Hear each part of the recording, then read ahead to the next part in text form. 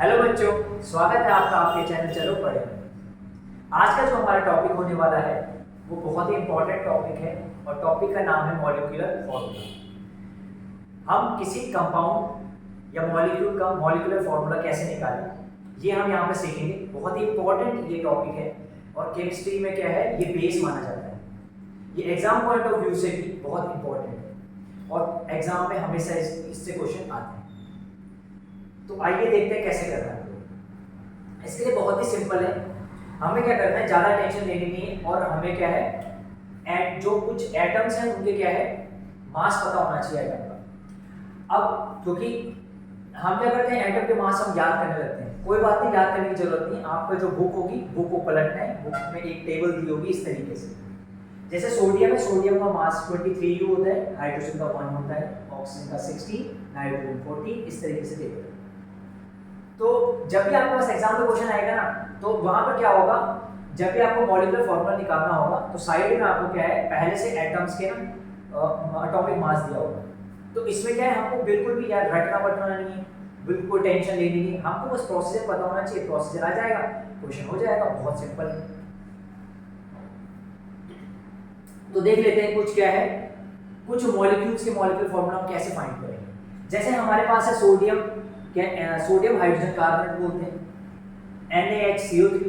आपने यहाँ पर क्या करना, बहुत ही सिंपल है कि आपने क्या करना है यहाँ पर कि आपने ये ढूंढना है कि अलग अलग एटम्स कौन कौन से प्रेजेंट है। तो मैं अगर देखूँ तो पहला एटम है हमारे पास प्रेजेंट सोडियम Na, दूसरा हाइड्रोजन, तीसरा है कार्बन और चौथा टाइप का है ऑक्सीजन। और ऑक्सीजन भी कितने हैं, 3 हैं। अब किसी किसी को यहाँ पे कंफ्यूजन होता है। क्या कंफ्यूजन होता है कि ऑक्सीजन कितने हैं, ऑक्सीजन यहाँ पे O3 है, मतलब O के साथ में है 3, ये C के साथ में नहीं, O के साथ में, तो O3 हो गया। ठीक है, सोडियम देख लेंगे, टेबल में देखेंगे, सोडियम 23 है तो लिख लेंगे 23 प्लस हाइड्रोजन लिखेंगे बच्चों 1, बच्चों कार्बन कितना, तो कार्बन 12, टेबल में देखेंगे ऑक्सीजन 16 और ऑक्सीजन 3 है तो बच्चों क्या करते हैं, इसके लिए 3 का मल्टीप्लाई करते हैं।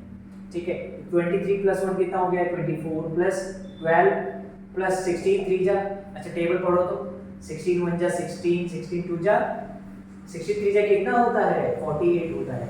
अब हम इसे ऐड करेंगे क्योंकि मुझे पता है अभी भी आपको ऐड करना नहीं आता, तो मैं ही कर लेता हूँ। ठीक है, हाँ अच्छा, जिसको ऐड करना आता है ना कमेंट बॉक्स में करना, कमेंट बॉक्स में आंसर बताना। ठीक है, 8 8 को 10 और 4 14, 4 1 2 1 3 4 4 8 84।